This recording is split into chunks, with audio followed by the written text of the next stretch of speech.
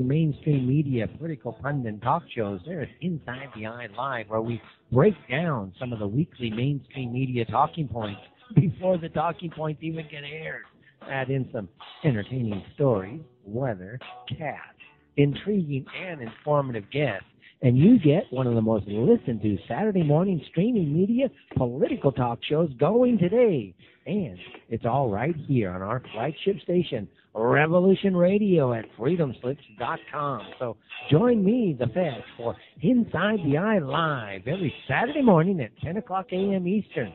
It is truly intelligent media for the politically aware.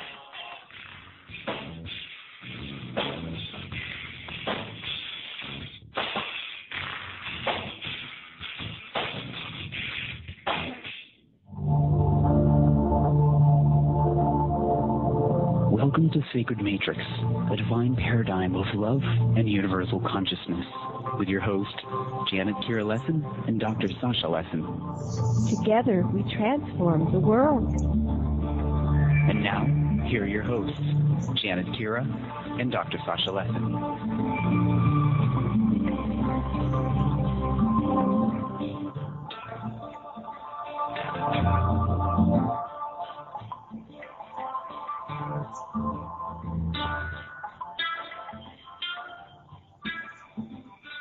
Hello, everyone, and welcome to the Sacred Matrix on Revolution Radio at freedomslips.com.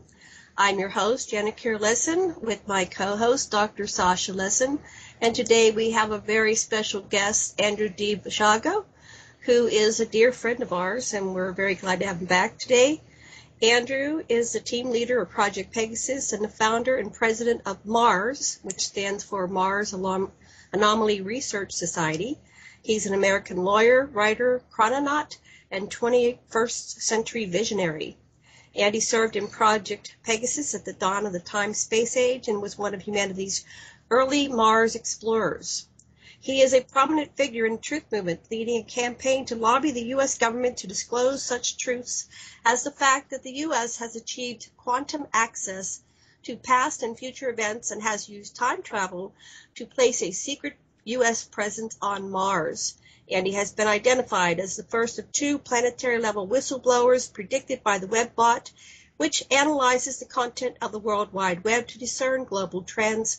His truth campaign about time travel and life on Mars is based on direct personal experience serving on two U.S. defense projects in the late 60s and early 70s. Andy was a child participant in Project Pegasus, which was the U.S. time-space exploration program at the time of the emergence of time travel in the U.S.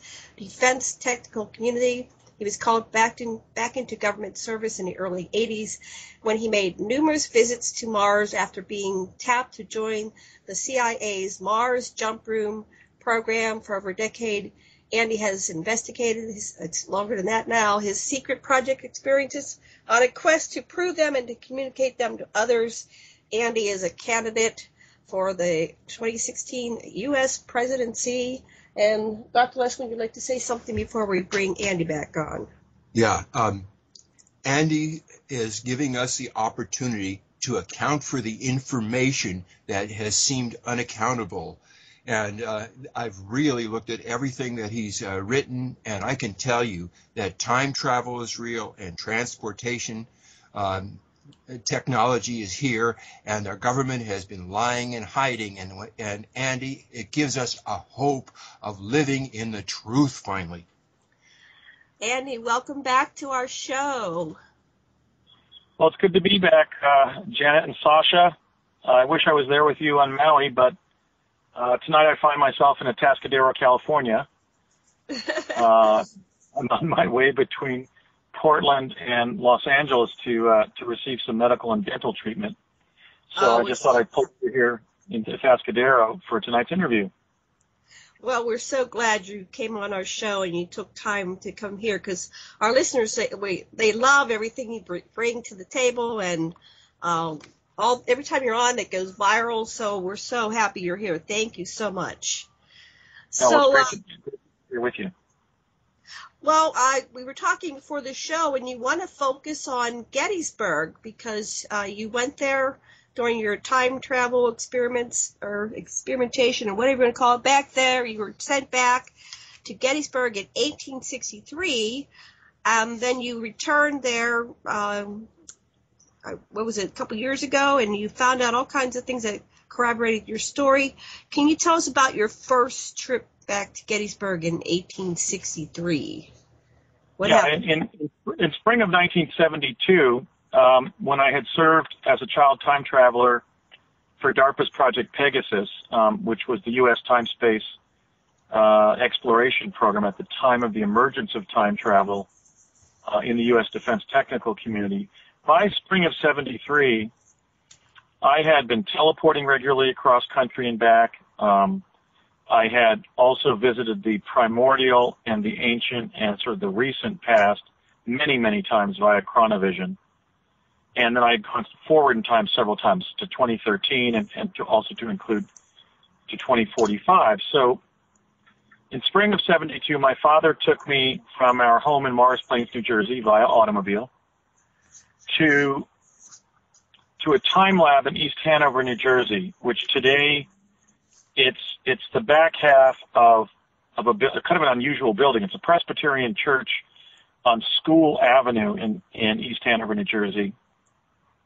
And if you examine that building closely, there's a brick attachment to the back of that sort of that frontispiece of the Presbyterian church that is identified as a daycare center, as a preschool learning center made of brick but with no windows. And that's a bit of a clue as to how it was being used in the early 70s as a time lab for the component of Project Pegasus that was being led by my father and Dr. Sterling Colgate, that was using plasma confinement to send children to the past, where upon spending several hours in a given past event, the effect produced by the plasma confinement chamber would wear off.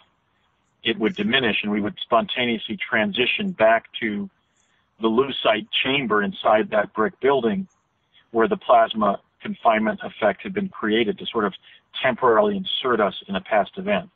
What is plasma confinement and the chronovision? Is that a physical thing, or is that just viewing it? Well, what they knew is that physical teleportation to the past via Tesla teleportation, let's say, or some technology that opens up a tunnel in time-space through which you pass through, was limited for exploration of the past, because if they sent us to a past time before the advent of that technology, indeed, before, outside of a context in which we could literally be taken to a teleporter to get back to the East Coast and back to our real time in the present, we would have been stranded there. It is not axiomatic that you can't time travel before the development of the time travel technology you're using, let's say, to access the past or the future for that matter. In fact, you can time travel to a time before the invention of the time travel technology you're using, and in the same way that a person who jumps off a cliff has difficulty reversing the laws of gravity, you essentially fate yourself to be stranded in the past, because before the advent of the teleporters, there was no teleporter to get home back in the present. So they developed several other technologies.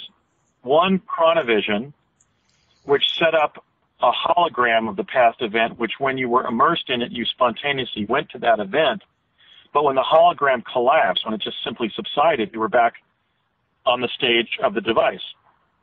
In other words, we were standing on a stage and we would be enveloped by a hologram of a past event. As a function of Albert Einstein's theory of relativity in 1905, when the past was brought around us, we were brought to the past. We were brought inside of the past. And so there was actually a quantum paradox of the fact that the technicians in the room could see us be enveloped by that cube of light and then walk out of view inside the cube of light, a kind of a fifth-dimensional portal effect.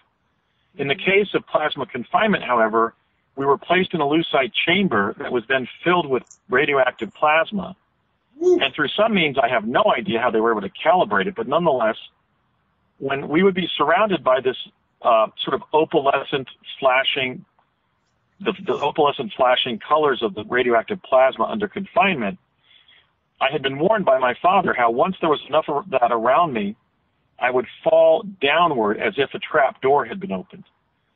Thereupon, I experienced about 30 seconds of very violent wormholing, as depicted, let's say, in the feature film What the Bleep Do We Know. That was, in fact, the only pure wormholing that I would experience in terms of it branching in different directions and a kind of a roller coaster ride inside of this tunnel within the distinctively amber color of what we call the quantum plenum, which is sort of the interstitial medium between timelines. In my other tunneling, it was a straight shot via teleporter between New Jersey and New Mexico. This was much more violent. So in around late April of 1972, my father took me out to that lab in East Hanover on School Avenue, which is now this daycare behind the Presbyterian Church there, all brick, but no windows for the kiddies. And he said, you know, Andrew, I'm very proud of you as your father. You've done everything that you've been asked to do in the program ably and well. We feel that you've tried to serve to the best of your ability.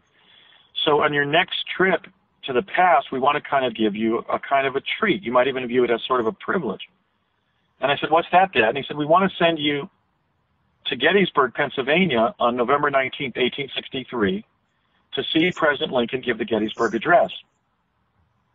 And even though I had previously in the summer, in real time, in the summer of 1971, been sent, I would say, about 5 to 7 times to Ford's Theater on April 14th, 1865, to see who shot Mr. Lincoln that night at Ford's Theater, that wasn't as intimidating as the thought that sort of congealed in my mind when my dad suggested that this was my next jump, which was the notion of me standing. I knew that Lincoln had given the Gettysburg Address from a kind of a 3-foot platform, a dais, if you will. Right. And that he was essentially standing on the northern side of that dais, giving this Gettysburg Address via his unassisted voice to about 500 citizens of Gettysburg that gathered there that day. And thinking of that famous 1863 forward portrait of Lincoln by Alexander Gardner, where he basically looks like a very intelligent monkey in a black suit, the notion of standing there giving Lincoln the Gettysburg Address absolutely terrified me. I can compare it to how Margaret Hamilton playing the Wicked Witch of the West in The Wizard of Oz, 1939, just scared the bejesus out of me as a little boy, you know, at 3 or 4 years of age. And also how I was always kind of upset by Boo Radley, by the Arthur Radley character played by Robert Duvall in the film adaptation, Horton Foote's film adaptation of Harper Lee's To Kill a Mockingbird, 1961. Mm-hmm. And even, well, I lost my train of thought there. Otherwise, you felt terror. You're saying you felt terror. The resolution of Three Faces of Eve with Joanne Woodward, where we find out that she developed multiple personality disorder by being forced to kiss her grandmother while her grandmother was laying in state as a deceased person. Those kind of haunting film images always bothered me as a little kid. They scared me.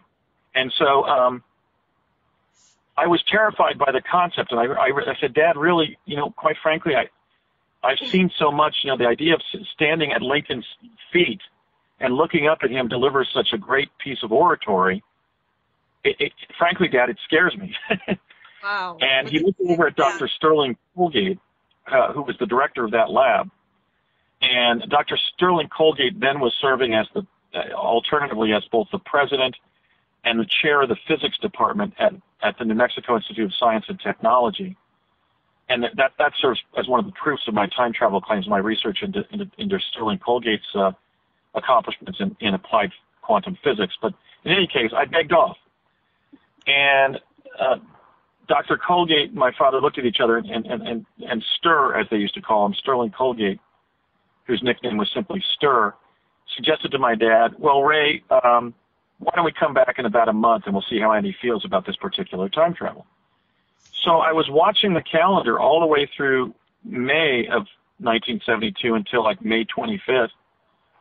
And my dad took me back, down Ridgedale Avenue, across the train tracks there in Florham Park to the same little time lab in East Hanover. And they said, okay, Andy, how do you feel now?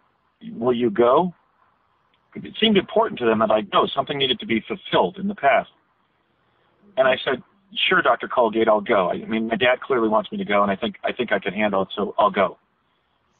So my dad then took me over to a drafting table where there was a mimeograph, as we used to call them at that time, of Gettysburg in 1863. And he grabbed a number 2 pencil, and he showed me the farmland north of Gettysburg, where Washington Street went north and then went on a 45-degree angle to the northwest, north by northwest, where, let's say, Gettysburg College would be today.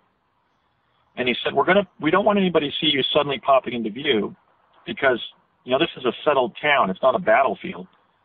It's not the hodgepodge of buildings in Santa Fe. So perhaps a townsperson could see you suddenly pop into view, and we're concerned, for example, if that would cause you to be arrested.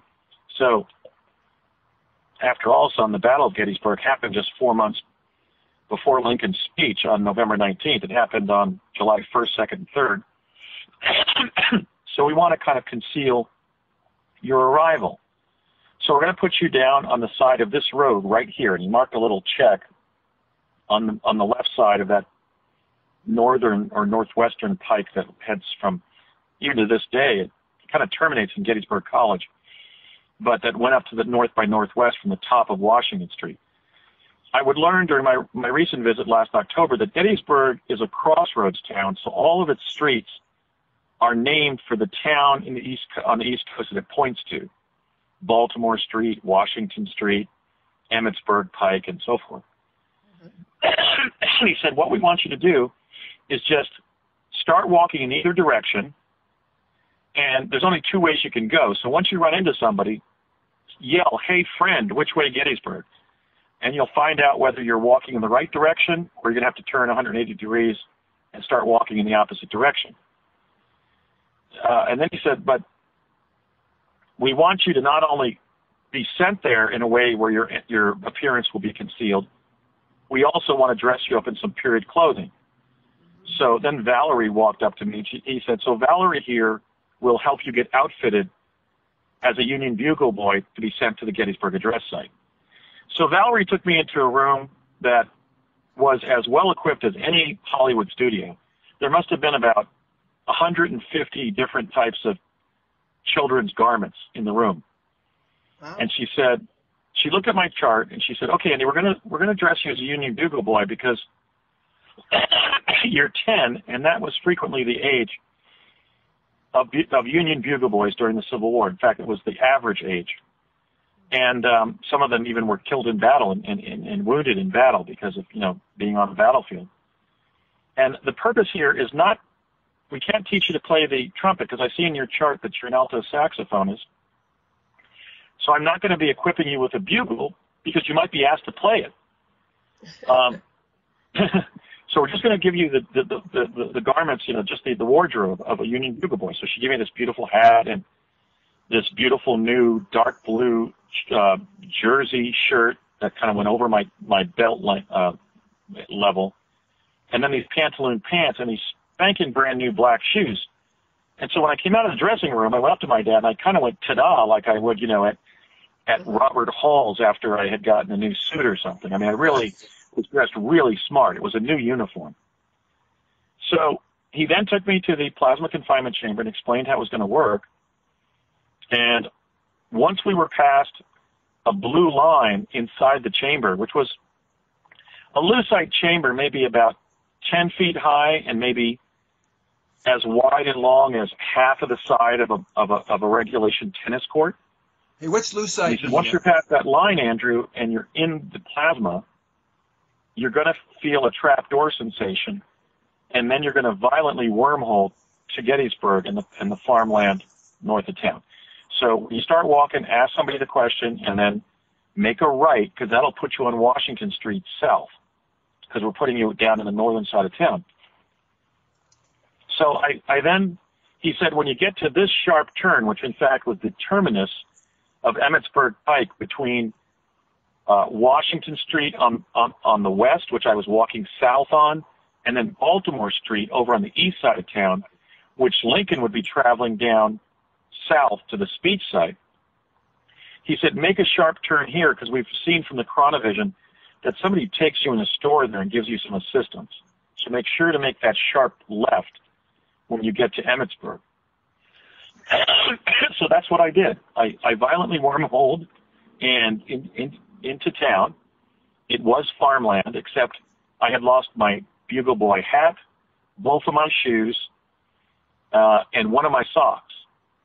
So I was kind of feverish with heat as I arrived there through the violent wormholing. I could smell ozone. That might be a clue for electrical engineers to figure out how they were sending me there via plasma confinement. I could smell a whiff of ozone. And then I realized I was missing just one sock, and I was otherwise barefoot. So I sat down on the ground, and I took off my remaining sock, and I threw it in the bush.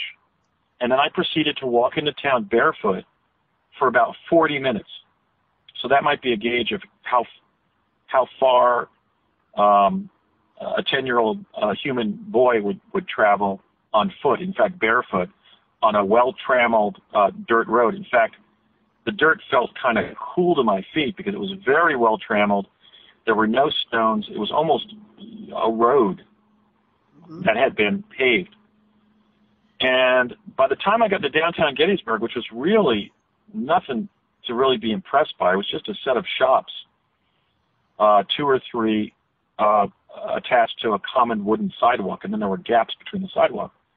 I was so cold in the brisk morning air of November 19th, 1863, that my teeth were chattering uncontrollably.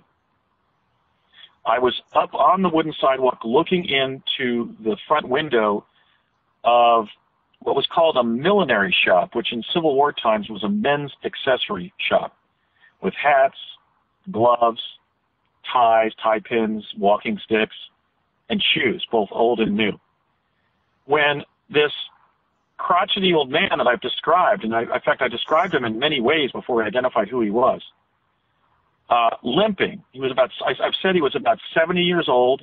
I said he had kind of like, he looked like maybe Robert F. Kennedy may have looked at around 70 with a sort of a more wizened expression and the wrinkles of a 70-year-old on his face. And he was hobbling, I had said, from a recent gunshot wound above the right hip. And he yelled to me as he ambled onto the wooden sidewalk, walking towards the millinery shop and me standing there. He said, boy, what are you doing out here in the cold morning air without a hat, without a jacket, son, without even any shoes? Listen, you're going to catch your grip. Let me take you inside, and I'll get you some warm clothing. I'll get you some shoes. And he took a skeleton key out of his right pocket and gained access to the millinery shop. So we figured he must have been somebody connected to the shop. Let me ask you a question. Me too. What Sure. was his dialogue? What kind of, did he have an accent? Did he say terms differently than how you're used to hearing it? You know, because you're talking about 100 years. Yeah. I had visited rural Pennsylvania a lot because my father was born in Summit Hill, Pennsylvania, in a small town in the eastern Pennsylvania anthracite coal country. He was from a coal mining family. In fact, he began coal mining when he was 4, at least going down to the mine and getting small pieces of coal from my grandmother's Franklin stove. And I was familiar with that sort of that Atlantic seaboard accent that has a touch of Pennsylvania Dutch in it. It almost sounds a little like the modern Canadian dialect, like there's an expression in the Pennsylvania Dutch dialect when somebody tells you something, they go, did he now? Did you know? Oh, you did that? Oh, did you know? There's kind of a little bit of a sing-song lilt in it. He had a little bit of that. It was sort of like, boy, what are you doing out here in the cold morning air, son? It kind of had a sing-songy quality that I associate with being distinctively eastern Pennsylvania, and rural. But he was also using words that were not part of our modern lexicon. For example, he didn't say, you're going to catch a cold out here in the brisk morning air. He said, you're going to catch your grip, by which I think that would have been slang for like catching the flu or cold. Right. And if I can go back just a little bit, You said that Sure. they knew the layout from Chronovision before. Does that mean they looked without sending people, or had people reported? I mean, where did they get the information that to give you the map? Right. Well, when they set up the hologram, which they could do either inside of a small area or on the large area of a stage, Chronovision gave them the ability to reconnoiter the places they were sending us and the times. What I call I've made up a term, time-place. When you're relocated in time space, when you're time traveling, you're basically being sent to a new or a different time place. So they were able to reconnoiter the time places because they knew where they were sending us, and they could calibrate where in space and time they were going to be sending us. So what they meant is, before using plasma confinement to physically send me to the Lincoln speech site, where he delivered the Gettysburg Address on November 19 of 1863, they reviewed my trip there because they were always able to use Chronovision non-locally to look at a time place and see what happened there. And that was part of the safety element of sending children via a temporary means like plasma confinement, is they could sort of gauge what scenario was going to happen. So the man who helped me, and I'm basically kind of giving you the prescript before I reveal what I found in my investigation, and especially my trip to Gettysburg in October of last year, which was my first time there in 150 years. I was telling everybody, hey, you're celebrating the sesquicentennial, which is a 150-year anniversary of the battle here in July of 1863, and now pretty soon you'll be celebrating President Lincoln's speech here on November 19th of that year, 150 years ago. But this, for me, is also the sesquicentennial of my first visit here, because I was sent here by the Defense Advanced Research Projects Agency in a program based at the Los Alamos National Labs under Dr. Harold M. Agnew, when he was the director of the labs, one of the Manhattan Project physicists when I was a child in Project Pegasus. So I was regaling everybody I was running into about the fact it was also my sesquicentennial in Gettysburg.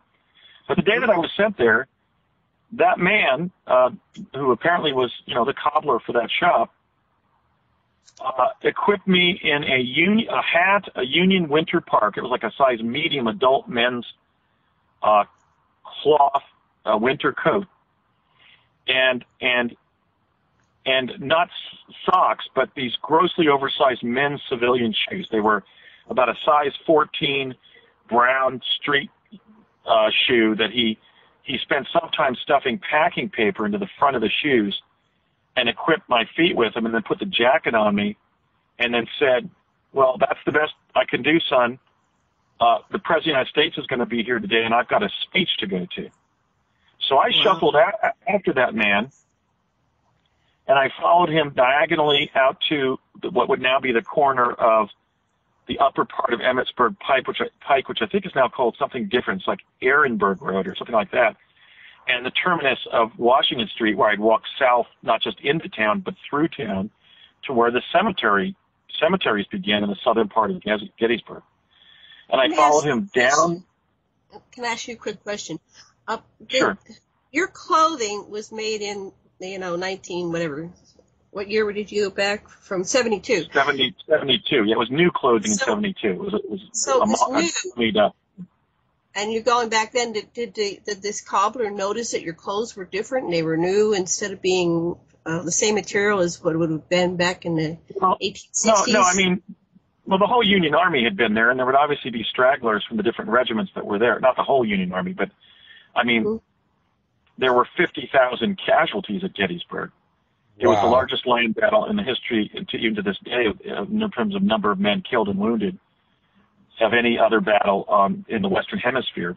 So he didn't question my clothing, but in fact it was spanking brand new. I mean, my shoes were shiny, but I'd lost my shoes.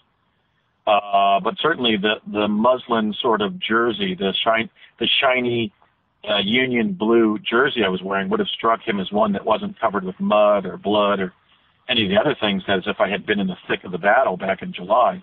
So I guess he was just presuming that I was maybe a recently equipped or a non-involved Union, not a combat-involved Union bugle boy who had been in new clothes or clean clothes and then gotten lost and lost his shoes or whatever. But he didn't bring up the quality of my existing uniform when I got there. He just noticed that I didn't have a jacket on. It was November 19th. We're talking fairly cold in the eastern United States as Thanksgiving is approaching. Sometimes even early snow on November 19th. And then, are you far back from him? Did he know you were following him, or were you way back, or did he notice you? Well, he just left, and I shuffled after him like I used to when I was a 2-year-old, trying to walk in my dad's Sunday slippers. I mean, I could not walk in shoes. They were like size 14. They're huge. They were huge shoes. It wasn't even close to fitting a 10-year-old boy's feet. I mean, I grew into 10.5 triple E, so I had wide feet, but they were still fairly small. And I was not yet an adolescent, so my feet were still rather small. And I followed him straight south and then diagonally up the cemetery down to the eastern gate that's visible in some of the photographs of Gettysburg, the eastern gate of the Evergreen Cemetery, which was the civilian cemetery where they had placed all of the combat dead until they built a U.S. federal cemetery north of the civilian cemetery, north of Evergreen Cemetery. And they actually, I found out during my trip last year, they moved all of the combat dead except 8 bodies into the U.S. cemetery north of Evergreen Cemetery. So I can confirm that Lincoln spoke from the northern side of a dais that was constructed on the northern edge of the Evergreen Cemetery, speaking north with the new cemetery where the bodies would be laying after he left in front of him. So he was essentially consecrating a new U.S. Military cemetery that was literally being consecrated by his speech. That's why he used the phrase hallowed and so forth in the Gettysburg Address. He was consecrating the cemetery where they had not yet moved the combat dead from the Evergreen Cemetery. And I know that because when I was looking toward the dais, the distinctive arched, sort of marble arch shaped, if you think of Marble Arch in London, the kind of marble arch shaped gate on the eastern side of the Evergreen Cemetery was immediately to our left where they had constructed the dais, but somewhat south of that location as we were looking south at the north-facing dais, which was really just about a 100 by 30-foot platform with 3 feet of patriotic, red, white, and blue bunting around it, but nothing else. There were no posts, no proscenium arch, no lectern. It was just like a flatbed truck bed, about 300 square feet, maybe a little larger. Was that gate there when you revisited 150 years later? Yeah, the stone or concrete gate on the eastern side of Evergreen Cemetery, which, as I said, I saw to my left as I was fronting the dais, and I could take an historian to exactly where Lincoln was standing because I went to this location because even though the federal cemeteries were closed because of that economic crisis back in last fall, but the civilian cemeteries were open, and I went and I found literally the spot where Lincoln gave the Gettysburg Address because I could estimate where the center of the dais was. But anyway, yeah, that's still there. That's distinctively still there. And so I first went over to the left side of the dais, and there were 2 young women, I would say maybe 19, 20 years of age, dressed in their Sunday best, looking over at me and kind of gossiping about me behind their fans. So they were sort of using their fans not to cool themselves because it was still brisk, but to kind of disguise the fact that they were chit-chatting with each other and looking over at me. And if you think of the fact that I was dressed in an adult Union winter parka and grossly oversized shoes, I must have looked like a carpetbagger to them.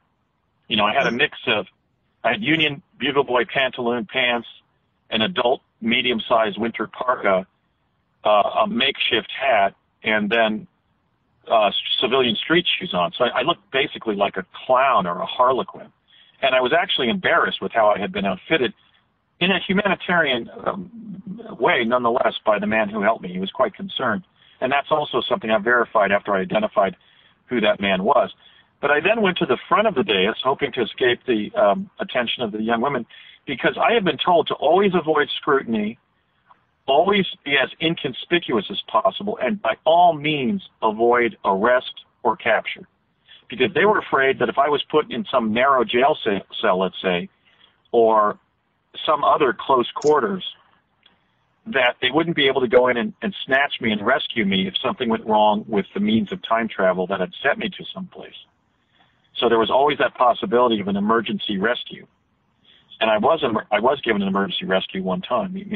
Myself and one of the other children, we were trapped walking along a dry land area that was just utterly suffering from a drought, and we were lost and out of water and thirsty, and we were actually rescued by somebody in the project.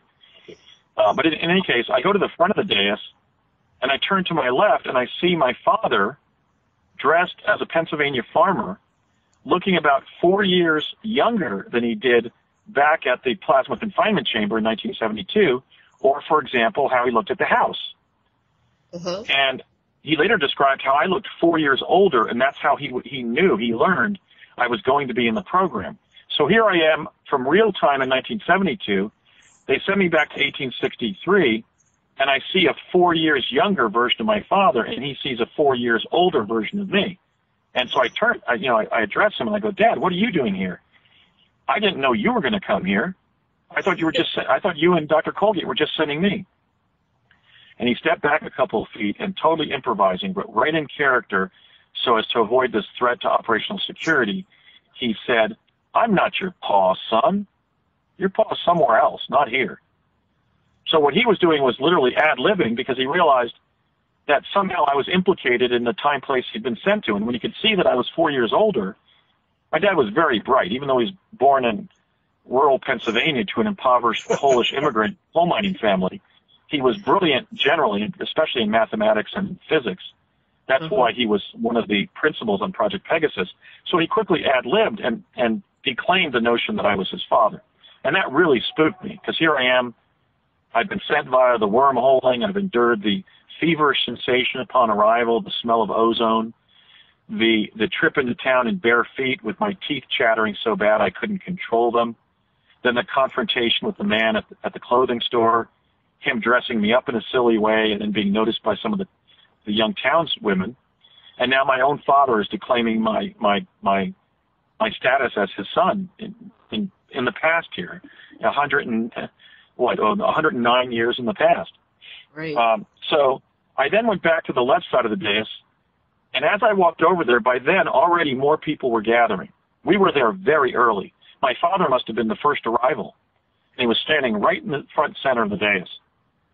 And he later described for me how Lincoln sounded and looked during the speech. So I go to the third spot, again, trying to utilize my training to avoid being conspicuous. And I was standing there, and there were two Union officers. One, a very handsome, mustachioed officer leaning up against the dais. The other, a rather homely man who was cutting an apple with a paring knife and sliding the slice of apple into his mouth almost in one move. And he was a lesser officer. It was sort of like a major and a sergeant. And the sergeant, the one slicing the apple, stepped forward and got right into my face. So he was actually causing spittle to hit my face as he was chomping on a mouthful of apple slices. And he said, "What's your regiment, boy?" And I said, "Regiment, sir?" And he goes, "Yeah, what regiment are you with?" And I said, "I don't know, sir." And he looked back at the senior officer and kind of quizzically and said, "This Union bugle boy doesn't know what regiment he's with." And then he turned and sliced another chomp of apple and got some more spittle on my face and leaned right down in front of me, as a 10-year-old, and said, "Where's your regiment bivouac, boy?" And I said, "Bivouac, sir? What's that?" Oh, my and then goodness.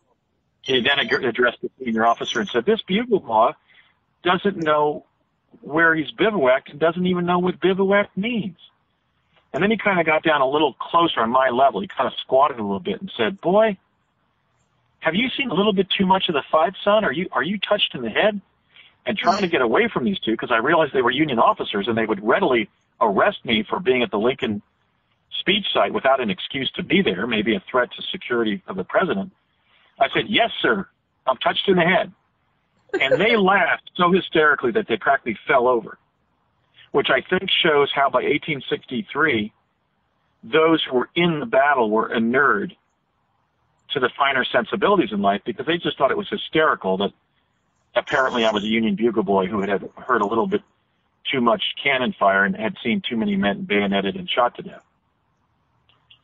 And again, think of if they were in fact had been in the battle 4 months previously. Imagine what it would have been like to be in a land battle with rudimentary weapons in a situation in which 50,000 of your troops and of the enemy forces were either killed or injured. It must have been an incredible trauma for them to be in the Battle of Gettysburg, which was also contested for 3 days of land battle, which must have been just an incredibly grinding battle to have survived.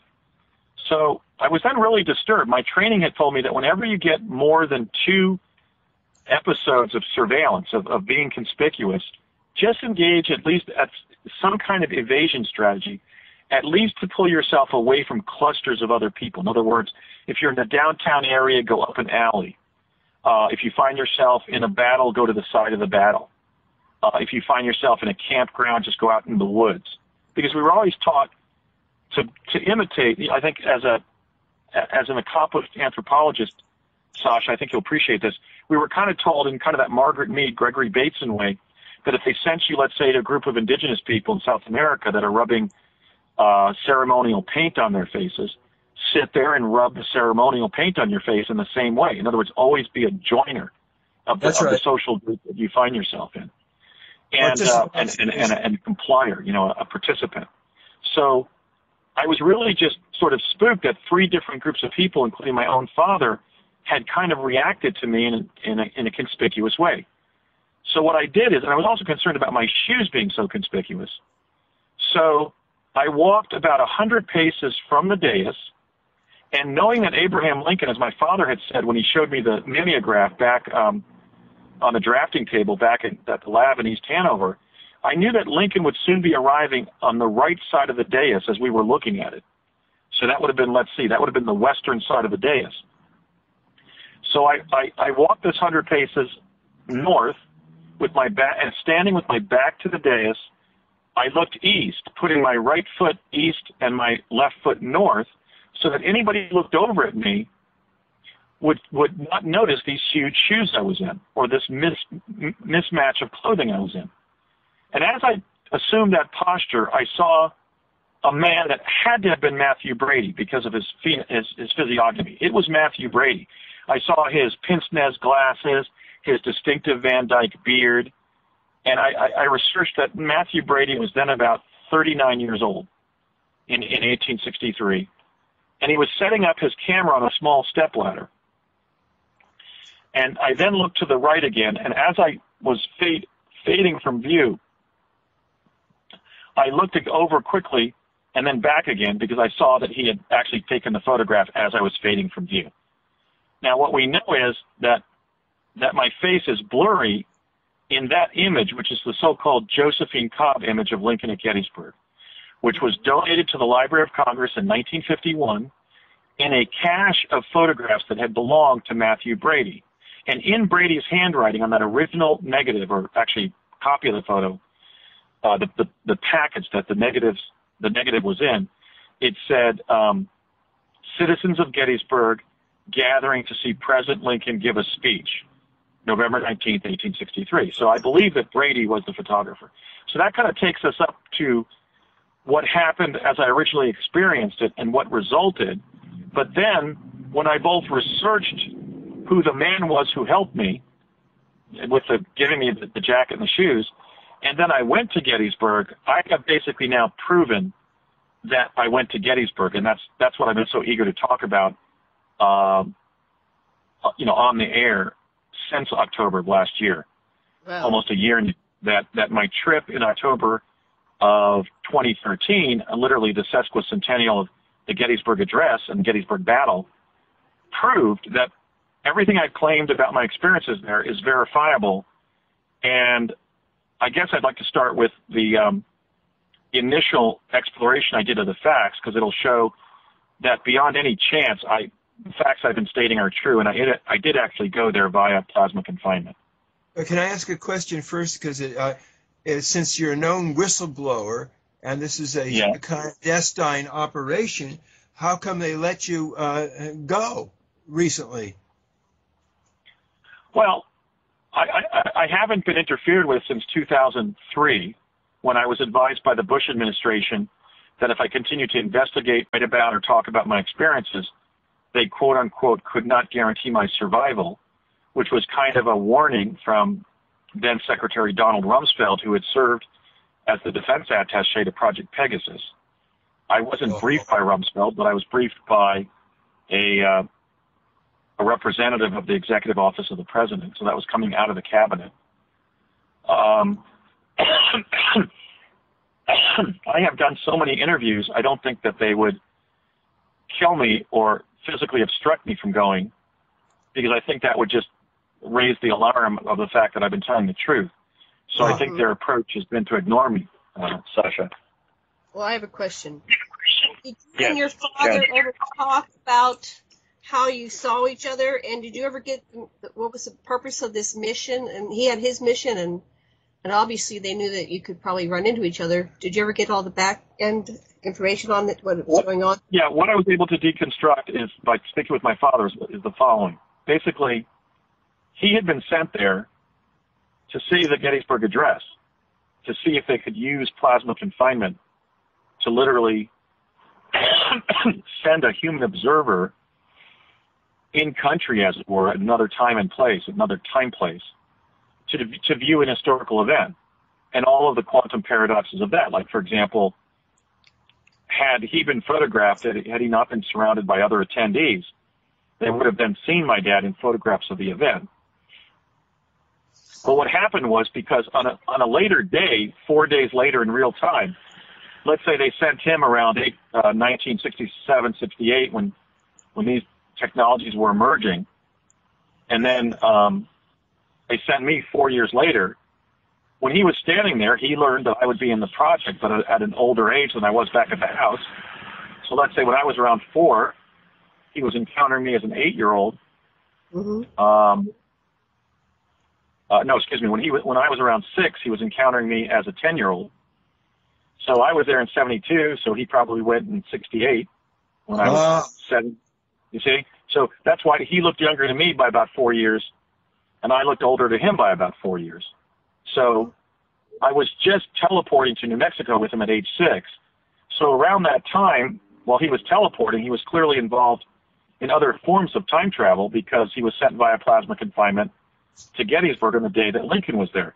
But as a result of what I did there, well, secondarily, I should say first that clearly when he took me to the time lab in East Hanover, and under the direction of Sterling Colgate, sent me to Gettysburg, they both knew that he had encountered me there at around that age, and then probably would have studied things like my memoir to find out that it was spring of 72 and so forth. So what month did they pick? They picked April of 72 to take me over there, and then by May of 72, I went. So clearly when they confronted me and gave me the opportunity to go, it was because my father had already encountered me there, and that was a past contingency that they were fulfilling by sending me. Was the technology different in 2013, or was it identical? I gather that it was the same device, because my dad worked very closely with Dr. Sterling Colgate. I could tell his knowledge base when he was describing the technology and so forth. My dad, it was within his ambit as a Defense Department engineer to learn all of the devices. And since he had played a principal role in the development of, or the fulfillment of the work going on into Tesla teleportation, having recapitulated Tesla's teleportation experiments from 1899 in Colorado Springs, when my dad was working for the Edison Labs in West Orange, New Jersey, between 1956 and 64, since he was an expert on teleportation, they had him familiarizing himself with how the other devices worked. I once asked him, for example, how the chronovisor worked, and he gave me a very elaborate technical explanation. So I think that my dad probably went through the plasma confinement chamber to Gettysburg, because it had to be either that or chronovision, because they had to get him home from 1863, and they did get him home to the present. So, and the other complication was that I had turned my back right as Lincoln. After I turned my back, seconds later, Lincoln must have got off his horse. That's one of the things I found last October. Lincoln rode a horse from the Wills Hotel up on the northeast corner of town, down Baltimore Street, made a right at Emmitsburg Pike, and then a left at Baltimore, and went into the cemetery grounds there on horseback. And he didn't just walk to the west side of the dais, as my father had said. He had said Lincoln steps astride the dais right here. He had actually gotten off his horse, and somebody probably grabbed the reins of the horse, and then he walked onto the dais. And let me tell you something. In history, in the study of American history, I earned a Bachelor of Arts in American History at UCLA in the early 80s. I can tell you that there's been a great deal of emphasis about how unpopular President Abraham Lincoln was during the Civil War. Yes. He was hated for the suffering during the war. He was thought to be a tall, ungainly idiot because of the distinct simian lines around his mouth. He had a very unusual formation around the mouth, which was a complete wrinkle from the nasal frenulum all the way underneath his bottom lip. He was called a monkey, and so forth. All of the political cartoons of that era show how truly homely he was, and even caricatured him as a chimpanzee. But I can tell you this. The cheer that I heard behind me when President Abraham Lincoln stood astride the dais that day in a small town in Pennsylvania, in the north, where 50,000 combatants had been killed or wounded. Remember, the Civil War killed 2% of the American population. And after the war, prosthetic limb stores were the most common shops in every town in America. Wow. And I can tell you that there was certainly reason for people to be bitter at the president. But when Lincoln stood astride that stage, I heard a cheer that went up for him that I have never heard in any other setting. It was a common exhortation. It was a spontaneous burst of pure love and admiration for Abraham Lincoln. I could hear women crying. I could hear children cheering. I could hear men cheering in the heartiest, most heartfelt way you could ever imagine. It sounded like a concatenation of metal being thrown down a set of stairs. It was orgiastic in its sincerity and in its fervor of admiration for Mr. Lincoln. Wow. And I will never forget it. It gave me chills up and down my spine before I then transitioned back to 1872. I heard the cheer, but I didn't see Lincoln. And then I quickly did a head check to the left, and I saw that Mr. Brady had put the photographer's cloth back over his head. And then I saw the flash out of the left corner of my eye as I began experiencing this kundalini-like sensation, which was what we felt when we would transition back to the present after being placed under plasma confinement. So you were transitioning right there in front of everybody, back to the present. Yes, in fact, one of the analysts who's been analyzing the image of me at Gettysburg, I believe it was John Gannon. I know it wasn't William B. Stillings, but I think it was John Gannon. Found a way to eliminate all the white in front of my face, because my face is blurry. And he found that the photographer captured the whole left side of my dentition, not just my smile or my mouth, but when you get rid of all that white that is covering my face, he found inside my top and bottom teeth from the front of my mouth all the way to my molars. Wow. In other words, it had like an X-ray effect, because apparently, excuse me, Brady photographed me as I was literally protoplasmically transitioning back to 1972. So my teeth, being more dense than the flesh of my face, were still in 1863, while my cheek was forming in 1972 in East Hanover, and they actually had this sort of primitive X-ray effect where my whole teeth can be seen in that image.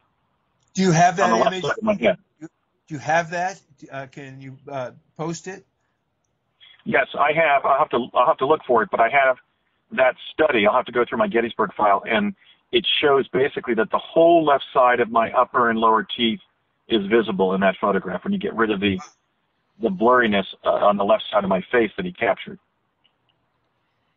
That's amazing. I wonder what Matthew Brady thought when you disappeared. Brady may very well have seen me fading in and out of view. You know, he ducked up and he saw me standing there. He looked up from his photographer's umbrella and did a couple head checks. I'm wondering if he was watching me fade in and out before I finally faded out permanently.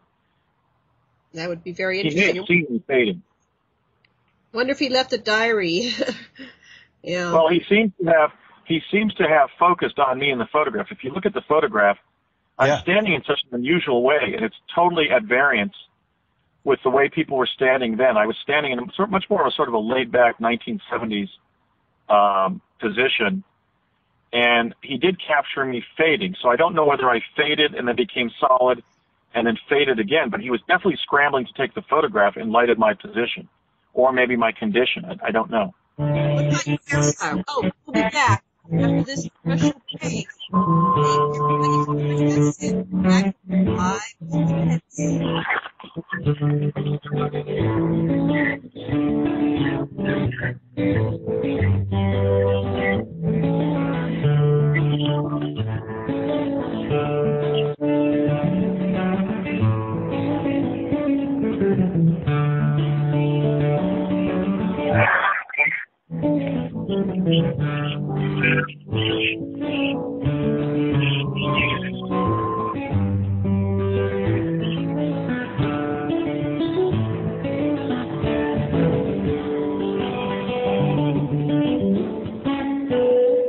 Revolution Radio at freedomslips.com. We'll be right back after this message.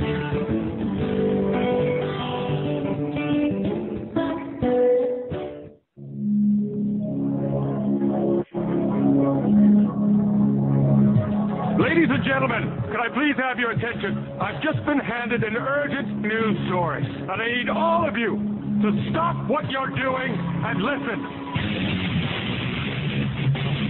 Hey folks, Captain Nighthawk here. Do you have a favorite host? Well, imagine if you all having all the broadcast shows from 2013 to listen to anytime you want. Awesome deal, huh? Anyway, so stop by freedomslips.com and order the entire 2013 library of your favorite host for just $30.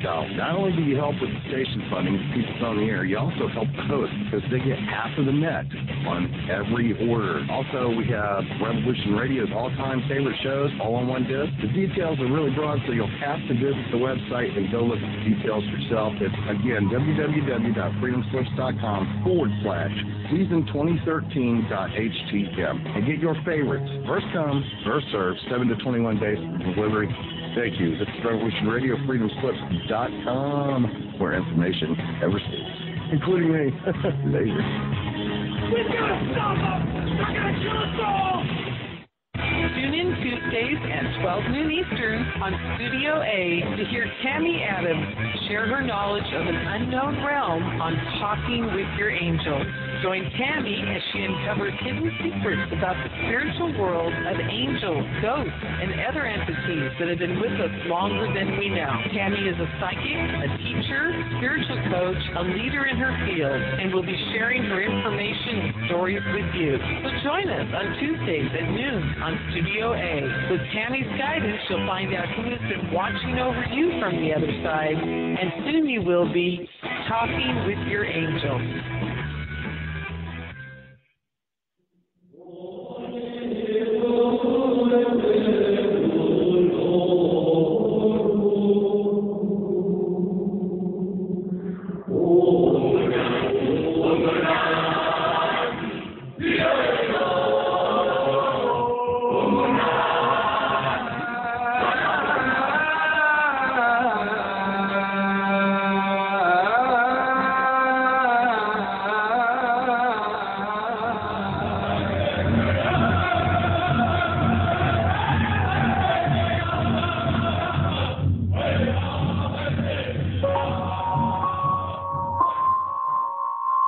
Join Revolution Radio every Wednesday at 8 p.m.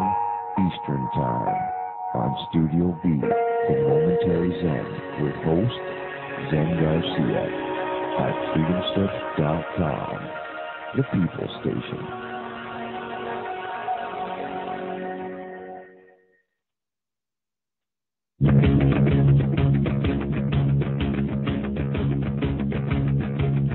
Revolution Radio.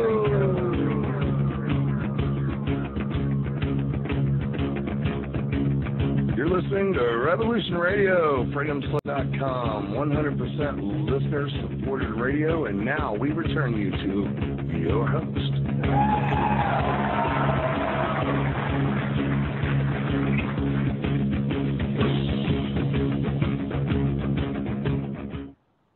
Aloha, and welcome back to the Sacred Matrix on Revolution Radio at freedomslips.com. I'm your host, Janet Lessin, with Dr. Sasha Lessin, my incredible co-host. And before we go back to our show that we have here with our special guest, Andrew D. Basiago, I want to remind you that Revolution Radio is listener-supported. So please go now and donate what you can. $1, $5, $10, $15, $20, $100, whatever you can donate is greatly appreciated. And we do thank you very much for your donation. Go ahead, Sash. Just that you are now getting the opportunity to break the matrix and hear the truth about what's been going on. We have evidence. It's collaborated in all kinds of ways. It's overwhelming that what Andy is saying is right. And once you accept the information, and any court of law would say, look, this evidence is consistent, and this means it's a new game. It's a new game. It's a game for honesty, and that's why I'm totally supporting Andy for President of the United States, because this can be a new day for America with Andy's truth. For the whole world. For the whole world. Thank you. Andy, welcome back. Thank you. Thank you for that endorsement, Dr. Lessin. Let me just say that I'm not only articulating what actually happened, it shows you how we were literally visiting historical events, and for that matter, mundane events in the past and future over 40 years ago. But the truth of the story, and I'd like to sort of advance that discussion during this next hour, is I went back and I found forms of proof that show that I'm not only not making this up, but I can't be making it up. In other words, I proved my initial allegations, and I thought I might try to describe for your listeners what some of those proofs were. Good. Please, yes. Go for it. Okay. Well, the first one was I investigated Dr. Sterling Colgate. I had already told my research associates, people interested in my time travel experiences going back 10 years now. I first lectured about these experiences on October 30th of 2004 before a group of about 40 friends in Portland, Oregon, and Shiloh Inn in Portland, Oregon. And I've continued to state the true facts, but then since then I've proved the true facts. So let me describe the first proof. I had described how Dr. Sterling Colgate, who was then president and dean of physics, director or chair of the physics department at New Mexico Institute of Science and Technology in Socorro, New Mexico, had sent me to Gettysburg along with consultation from my late father, Raymond F. Basiago, of one of the world's leading process engineering companies and defense contractors, Parsons Corporation of Pasadena, California, but then they were still in New York City, had sent me to Gettysburg in 1863. And I was pointing to the photograph saying, you may not believe me, but my father corroborated the fact that I was that boy in the Josephine Cobb image of Lincoln at Gettysburg, the Matthew Brady image named for the photo analyst at the Library of Congress who found the 2 pixels of Lincoln's head on the dais in the background of that famous photograph. For many years, even up to 2007, that was the sole surviving photograph of Lincoln at Gettysburg. So I took those key facts. I took Sterling Colgate, New Mexico Institute of Science and Technology, Socorro, New Mexico, and plasma confinement, and the date, 1972, the year that he sent me to Gettysburg. And in September of 2004, the month before I first lectured, but after I had told a number of friends about my experiences around their kitchen table and so forth. I mean, one of my law clients, Mary Ann Brandt, remembers me narrating my experiences when I was representing her as her attorney going back to 2002. And what I did is in September of 2004 with my friend Dixie Karras from Vancouver, Washington, I went back to New Mexico on my second fact-finding trip. And we found Socorro. We went to the town of Socorro. We found New Mexico Tech. When we drove up to the parking lot, there at the corner of New Mexico Tech at Bullock Avenue and Leroy Place, where the C-shaped building had been that was then the Aerojet Corporation facility back in 71, 72, Joy Thompson, the librarian of the research library at New Mexico Tech, was eating her lunch, sitting on a retaining wall right outside the library, the research library for New Mexico Tech, the New Mexico Institute of Science and Technology. She listened to my account that I was back investigating my involvement in a time travel project that took me very frequently, not just to New Mexico, but several times to Socorro, where I had interacted both on the East Coast and there in Socorro, New Mexico, with the then president and chair of the physics department, Dr. Sterling Colgate. She brought me into the special collections of the New Mexico Tech Research Library and handed me the Sterling Colgate photo file, which was a set of still photographs in a manila envelope. And I opened it up, and the first thing I found was a newspaper clipping. It was the clip file for Sterling Colgate, both newspaper clippings and photographs.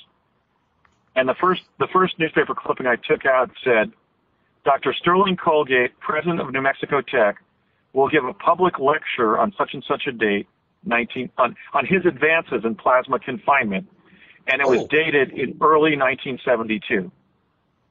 Wow. Now I have a photograph of that newspaper clipping on CD-ROM, so it will not be lost.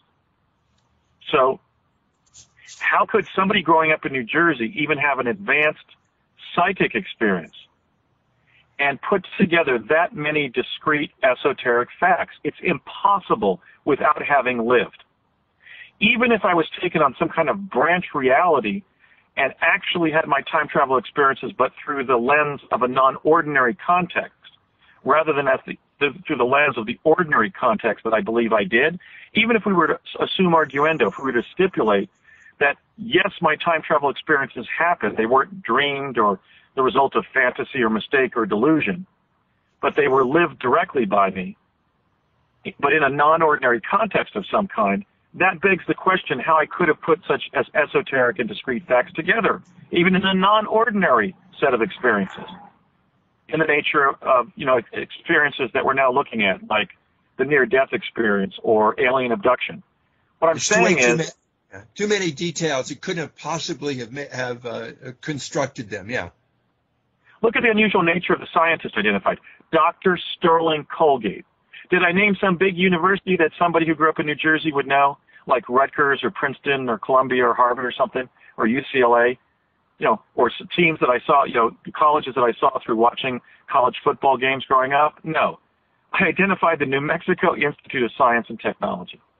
Then I described an esoteric technical process that he was just giving public lectures in for his advances in 1972. And then I put them all together in the context of New Mexico Tech being in Socorro, where the only reference that most people of my generation have heard of Socorro was the famous UFO sightings report by Sergeant Lonnie Zamora in Socorro in 1964. That event, that UFO event, is in the standard canon of famous UFO sightings cases or events, like the Benning Barney Hill abduction or the Exeter, New Hampshire sightings. The Lonnie Zamora, because he was a law enforcement official who was known for being sober and honest. And so great deference was given that sighting as a reliable sighting. So that was the first proof that I was describing an actual lived experience, actually time traveling to Gettysburg, because I was naming the name of the scientist, his institution, where it was located, what his position was, and what the name of the esoteric technology was. I'm sorry, but I would even say to the remote viewers and the great psychics of our time, I was so specific I had to have lived it. Number two was the Josephine Cobb image. Wait, can I ask you a question first? What happened to the things that you were wearing that you got when you were in the past, did any of those artifacts, those physical objects, come back with you? Yes. Plasma confinement sets up a kind of an aura around the person, and so their clothes, being close to the body, go back to the present with them. And what actually happened was the shoes just deteriorated on the floor there of the plasma confinement chamber, and I kind of stepped out of them and pulled the remnants of my shoes off my feet at the same time. By being brought 109 years in the future, that leather, which was already considerably worn and aged as being a pair of used men's street shoes, just fell apart. So it was almost as if I had two pouches of desiccated burlap on my feet that I just sort of tore away. What about the coat and hat? Those were removed from me, and clearly, like in any other episode of time traveling, anything I took back from the past to the future was sequestered there. I couldn't leave the facility with it because that would be a threat to operational security. So then there was the photograph. The photograph had been in the public domain for 20 years when several months after my trip, I took a magazine where it had been reprinted, and I had stated it was Life magazine, and I showed it to my father when he was reading the Sunday Times New York magazine, or Sunday New York Times, at his reading chair. And I said, "Look, Dad, when you sent me to Gettysburg, you got a picture of me." And he looked at it in the magazine and he said, "Yep, just don't talk about it." So that was another proof that the photograph was being corroborated as being real. By who? By my father. And what was he? He was the point man between Parsons and the CIA on Tesla teleportation.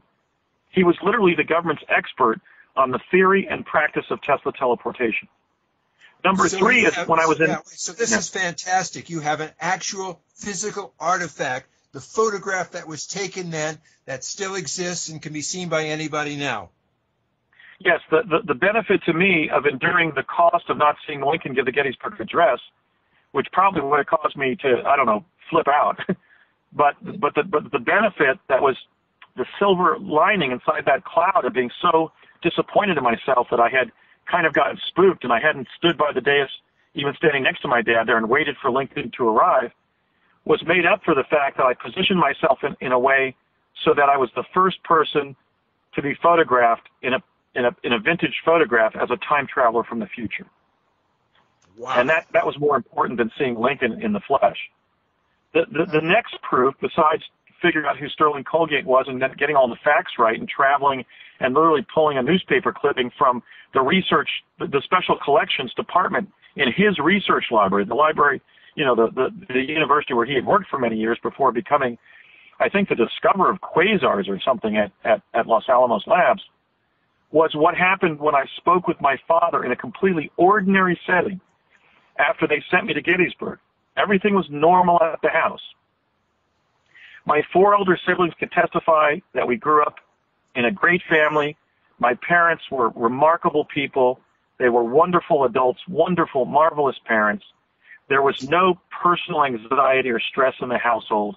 All of us were healthy, well-adjusted children. So they could testify to the fact that if we were just hanging around, the house after Mass on Sunday and reading the newspaper, there would have been, an ambiance of peace in the house. Every once in a while, one of the kids would get injured or something and be crying, but there was really very little stress and anxiety in our household when we were growing up. Hence, when I asked my dad when I could grab him, and buttonhole him without any of my older siblings hearing what I was talking to him about, he began to tell me about what it was like to view the Gettysburg Address. And among the things he said was, well, I wish you'd just stayed at the dais so you could have seen it. But basically, it was just a man with a beard giving a speech. And I said, well, how did Lincoln sound? And he said, that was one of the things that really surprised me. He said Lincoln had a very high-pitched voice, as if his vocal cords had been stretched, so that he sounded like this. He sounded like a Western character in a movie, like this. 77 years ago, our forefathers brought to this continent a new nation.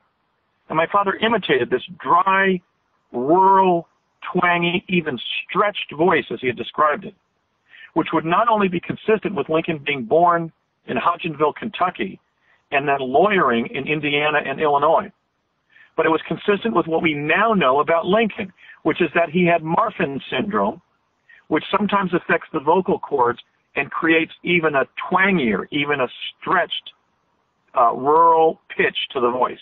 It creates a high rural twang. Now, my father couldn't have known that because the discovery of Lincoln's Marfan syndrome came later. So when he was telling me what Lincoln sounded like in 1972, and that being consistent with a symptom of Marfan syndrome, that establishes the rebuttable presumption that my father went to Gettysburg. Because how else could he have described one of the symptoms of a rare disease of the connective tissues? Another proof. See? It relates back. It relates back in a way that proves my dad was there. It's so obscure. It's so esoteric, yet it's so consistent with that medical diagnosis. Now, then I began to branch out both before I went to Gettysburg and during. So here's what I found out about the people that I met. The man who helped me was later identified as a Gettysburg cobbler in the historical literature named John Lawrence Burns. John Lawrence Burns wasn't 70, as I had said before I identified him as biographically. What do you know? He was 69 at the time that I ran into him. He was going to turn 70 later. I had described how he had voluntarily helped me. Well, guess what? He had volunteered himself into the War of 1812 as an adolescent, and he had volunteered himself into the Battle of Gettysburg as a Union sharpshooter who got injured at age 69. So he had a spirit of volunteerism and compassion for others. As the battle went through and past his town, he picked up his rifle and volunteered into the Irish Brigade, which was one of the regimental names of the Union forces that fought at Gettysburg, and was wounded in the hip, the very leg that I had said, it looked like he had been recently wounded in the hip and was hobbled on a bad hip, such as when somebody gets arthritis of the hip joint and needs a replacement. I said he was really hobbled on that whole leg, but from the hip area because he was swinging his midsection when he was walking. I described his appearance, and what do you know? He does kind of look like RFK might have looked if he had lived to age 70. And we've identified him as the cobbler of working at that store. Now, here's what's really fascinating. I had described how he had walked up onto the sidewalk in the early morning. Again, that's significant. And when I found on my trip to Gettysburg that he was not only the cobbler for that shop, but he was the town constable. And both back when he was the town constable, basically policeman, voluntary policeman, in Emmitsburg and also in Gettysburg, he was in the habit of doing these morning rounds where like he might pick up a drunk and walk him home, or pick up a lost kitten and bring it to the owner, or pick up a child who had half run from home in the middle of the night and taken back to their parents' house, and so forth. And I found that he was such a volunteer that he actually adopted the illegitimate daughter of a woman who spent her whole adult life in the almshouse in Gettysburg because she was too disinterested in working and earning a living for herself. And she was reviled in Gettysburg, which was an industrial town. It was an industrial, rural Pennsylvania crossroads kind of busy metropole. So this woman was disavowed by others in town, but John Lawrence Burns, the man who I said had helped me, and then I identified photographically, was such a humanitarian that he adopted the most unpopular, unfortunate young person in the whole town. Amazing. And then I investigated the woman who had come into the shop. I identified the shop owner as the town council president and attorney, David Kendallhart.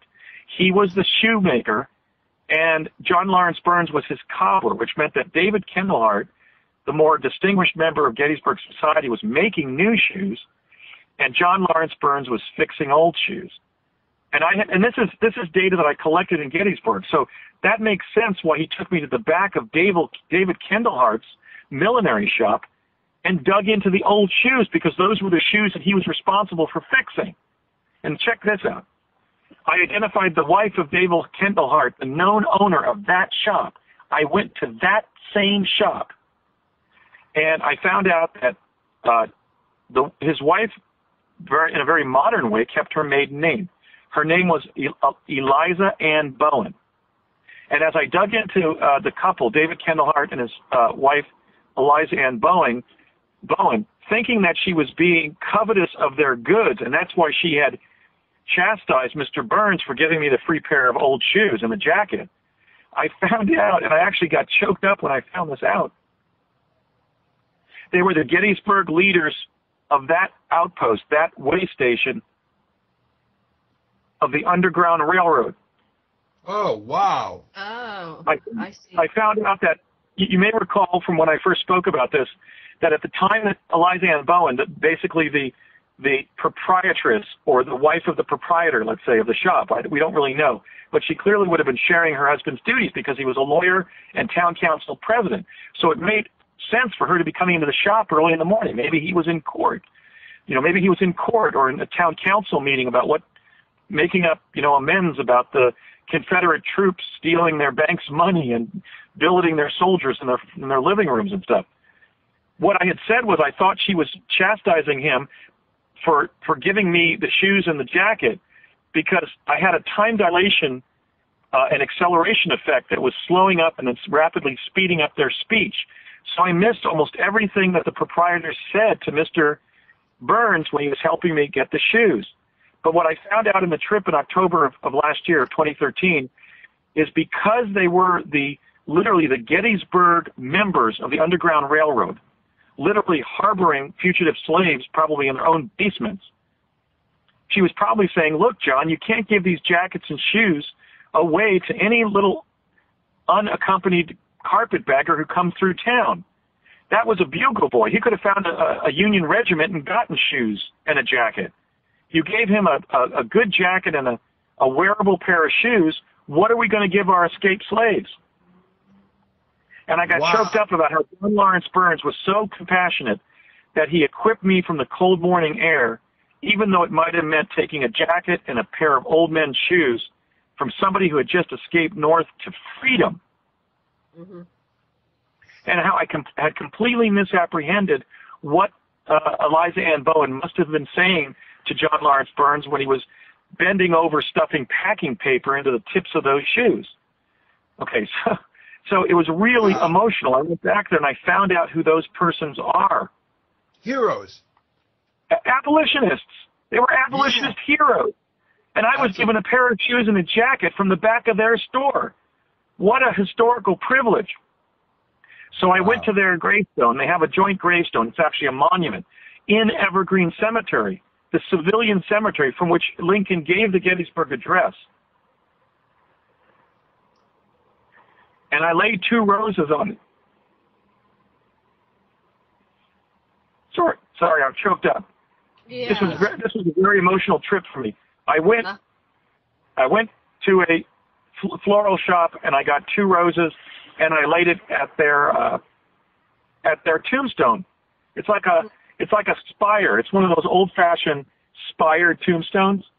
Oh, yeah. Just to memorialize their service to humanity in the Underground Railroad. And look at the man who helped me. He was a man who had adopted the most unpopular quasi-orphan, street urchin. The woman was doing nothing. Her mother had her out of wedlock and was doing nothing to support her daughter. And John Lawrence Burns adopted that girl and treated her as his daughter for the rest of his life. Talk about salt of the earth. So that's why I'm getting choked up now. I realize the people who equipped me when I was a young 10-year-old time traveler 109 years from the future, and I was so cold when I walked into their small rural Pennsylvania crossroads town that my teeth were chattering uncontrollably when John Lawrence Burns confronted me. That's was the nature of the people who had helped me. And from there, I then went. Yeah. It's not an accident; it's a synchronicity. Yeah. Yeah, and I didn't get so worked up about this because some of these things had been proved beforehand. But that issue of synchronicity leads me into the 2 synchronicities we know about my trip to Gettysburg in 1863. The first is that my fellow U.S. chrononaut, William B. Stillings, in real time, who's my friend today, he is the great-nephew of Josephine Cobb. His mother is Gail Cobb Stillings, the niece of Josephine Cobb, the photo analyst at the Library of Congress, who found the picture with Lincoln in the back of it that in all likelihood, I believe, and I think based on my eyewitness sighting, was taken by the famed Civil War photograph Matthew Brady, as we've covered. But the first synchronicity we knew about is, how is it that later in 1980, the great nephew of Josephine Cobb is selected as one of my fellow chrononauts in the CIA's Mars Jumper program? That was the first synchronicity. And of all the people I worked with over the years, Brett, as we call William Brett Stillings, was one of the people who took a great interest in the Josephine Cobb image and helped analyze it and showed that the head and shoulders of the boy in that photograph directly correspond to my 6th grade photograph, which was taken in September of '72, literally 4 months after I was sent to Gettysburg. So Brett did the proof where he did the overlays between my 6th grade portrait and how I had been photographed in Gettysburg in 1863 at a time when I was completing the 5th grade in New Jersey. You know, if you have a dentist that took a picture of you when you were that age, we can also identify the teeth from that picture, because everybody's teeth are unique. For one thing for sure is that the canines are way larger in a small child than an adult person. It'd be fascinating to get your dental stuff. I might be able to have it. My brother's a dentist. I'm going to see him tomorrow. And yes, we could do an overlay with that. Brett's done the overlay with the outline of my head, and the shoulders they're not just similar. If you drew a line around that 6th grade portrait and then you reduced it down size-wise, it directly lays over the outline of my shoulders and head in the Josephine Cobb image. Great. The second synchronicity I'm happy to announce on your show because it relates to Janet and her lineage. What I was holding in the Josephine Cobb image that the great nephew of one of my fellow chrononauts would discover is a cylindrical shaped object. What it was a letter that my dad's staff back in Project Pegasus, back in the present, 1972, had written to Lincoln's Secretary of the Navy, a man by the name of Gideon Wells, Wells. It was a letter directing the Navy, and especially Secretary Wells, if he received the letter, it was passed on to him because it was addressed to him, to, without question, give me aid and assistance in the field if I ever needed it, if I was lost, hungry, stranded, etc. Because there was a concern that by sending me physically to Gettysburg via plasma confinement, we were actually really appearing there physically. I was experiencing cold, my teeth were chattering. I was experiencing getting hungry. I was experiencing getting hot under the Union parka after the sun came out and it was getting warmer that November day towards noon. I felt that I was perspiring under the jacket, and I really was perspiring under the jacket. As evidence of that, the cylinder of paper in my hand was starting to get soggy because I was just holding a piece of paper in my perspiring palm. Mm-hmm. So the synchronicity of that was Gideon Wells was supposed to give me aid and assistance in the field if I needed it. And I didn't utilize that help because I transitioned back to 1972 before I got into any more trouble than the conspicuousness of the 3 encounters I had in front of the dais. Well, then go forward to 2011 when I had traveled to the island of Maui and I had an accommodation there that broke down because I had an altercation with the mother of the residence where I was staying, just basically an argument that caused me not to be welcome there at that place. And I had just been friended on Facebook 2 days earlier by Janet. Mm-hmm. And Janet, would you like to tell your listening audience who you're the direct lineal descendant of? Gideon Wells. You have to understand that Gideon Wells was responsible for saving the Union because Meade was doing nothing, and Gideon kept the Confederates back with his ships. And the other thing I found out is my house that I grew up in, we found a deed going back to 1840, so we're not sure exactly when it was built. It was a transfer. But underneath the basement are all these tunnels, and it was part of the Underground Railroad. Where they hid people. Right. So here's another person implicated in the scenario who was connected literally to abolition. And here's an additional one I found. It doesn't relate to my story, but I never heard it in junior high, high school, or college, and that is that when Mark Twain, the author known as Mark Twain, Samuel Langhorne Clemens, was 33, and he fell in love with and married Olivia Langdon, who he met at a dinner party when he was lecturing in Palmyra, New York, when his book Innocents Abroad came out about his journey to the Holy Land. She was the daughter of a man by the name of Jervis Langdon, who was the abolitionist who was the patron and mentor of none other than Frederick Douglass. Wow. So when we consider the Adventures of Huckleberry Finn, for some reason, American academia ignored the fact that Twain had married into an abolitionist family in a big way. He was very, very besotted with love for Olivia Langdon, and she was very devoted to her father, and he was very proud of his daughter. And she was outspokenly an advocate of abolition as a young woman, even as an adolescent.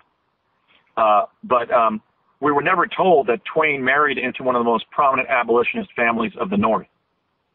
In the same way that we were never told, at least until recently, that the reason that the South seceded when Lincoln was elected, because his campaign song, Lincoln and Liberty, had been written by the Hutchinson Singers, who were bedrock abolitionists from New Hampshire, who were literally announcing that with Lincoln's election, we would see the end of slavery in the South. In fact, indeed, throughout the entire country. It was entitled Lincoln and Liberty, and it was literally an abolitionist hymn. And that caused the South to believe that Lincoln would truly be the abolitionist president, despite his fence sitting during his career. So anyway, but getting back to Gettysburg, how could it be that I was possibly going to be getting assistance from the Wells family in 1863, and when that wasn't fulfilled, it was finally fulfilled in the natural organic development or unfolding of my life in the year 2011. All the way in Maui, Hawaii, and I'm from Pennsylvania and from Pittsburgh, so that around. Yes, actually, he was a Pennsylvanian, not just a descendant of Wells, but a Pennsylvanian who was a descendant of Wells, a direct lineal descendant of Wells, being involved in offering me humanitarian aid and assistance, who had just friended me online 48 hours earlier. So it's just amazing. Yes, it was very interesting.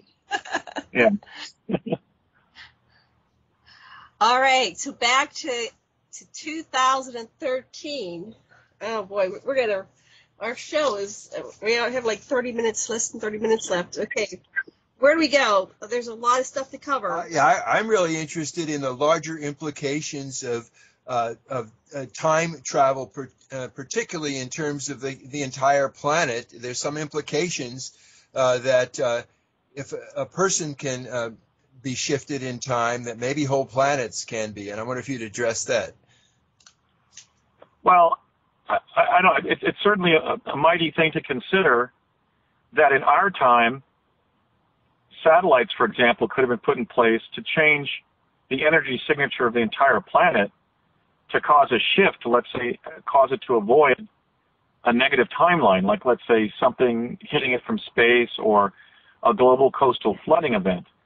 There was a global coastal flooding event by 2013 that I saw when I was sent via advanced chronovisor actually equipped in a time spacesuit, complete with a crystal helmet and a respiration device and a communications device. And that jump to 2013 took place on November 5th of 1971, November 5th, which has some literary resonance, 5th of November, from ITT Defense Communications in Nutley, New Jersey. In 2012, that incident didn't happen, but if the Earth had been 6 to 7 days positioned forward at one additional degree out of 360 forward, we would have been hit by a solar flare that would have singed our planet and basically melted the polar ice cap, killed hundreds of millions of people by both fire and water, and just completely set us back several hundred years in terms of our technical development.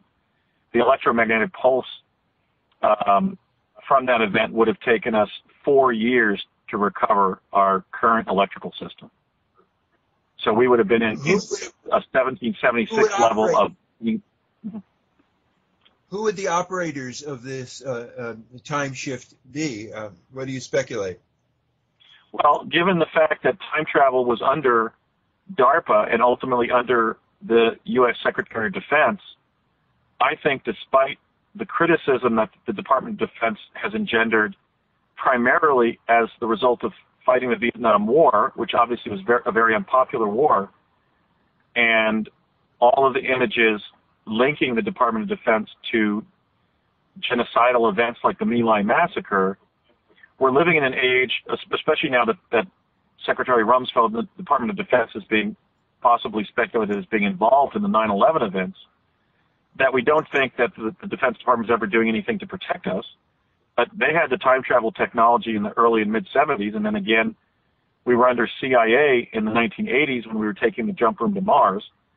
So I would guess that if there was some kind of planetary shift that was effectuated, that it would have been under the Department of Defense. One anecdotal form of evidence that a lot of people are approaching me about, I was just approached this last weekend at Mount Shasta at the Ascension Portal event that Robert Potter organized, where I spoke with Robert and Byron Belitzos, Robert Perala, Nancy Perala, and others.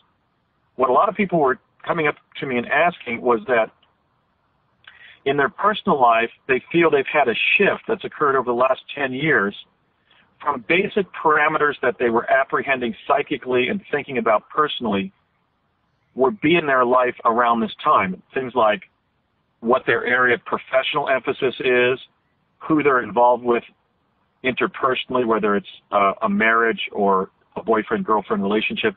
In other words, people are having situations where let's say they meet somebody and fall in love and they're involved for, let's say, a year, and they link up that very special relationship with having seen it in the past, like in their dream time, their dream life, or in my case, it happened in regard to time travel as a child, but something intervened roughly in the last decade or so, where then there's a breakdown of that reality, of that relationship, of that area of professional activity or whatever, and people feel they're in an entirely new timeline now, and that seems to have begun in a palpable way after 2012, as if it's sort of a new script.